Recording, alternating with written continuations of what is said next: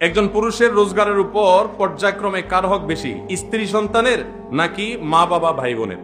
দেখুন, মা বাবার সাথে কারো কোনো তুলনা চলে না হক আদায় করার ক্ষেত্রে। হক আদায় মানে শুধু টাকা পয়সা খরচ করা না।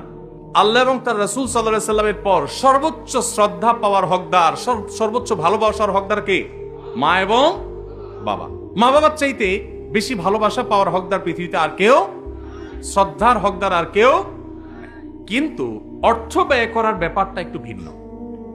স্ত্রী যদি থাকে তাহলে প্রত্যেক স্বামীর উপরে কর্তব্য তার স্ত্রীর ভরণ পোষণের ব্যবস্থা করা।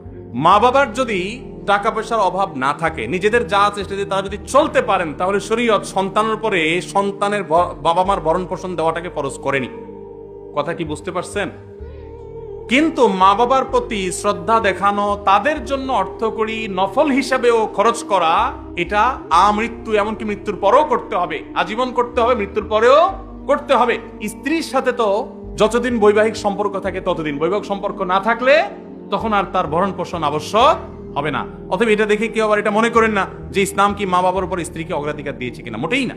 কিন্তু খরচের যদি ব্যাপার হয়, স্ত্রী অন্যের ঘর থেকে এসছে আপনার ঘরে, অতএব তার সম্পূর্ণ দায় দায়িত্ব আপনার, আপনি তার ভরণ পোষণের ব্যবস্থা করে দিবেন। মা বাবা তাদের জন্য খরচ করবেন, যদি তাদের টান থাকে, যা আছে তাদের না হয়, তখন আপনার উপরে কর্তব্য হবে তাদের জন্য খরচ করা।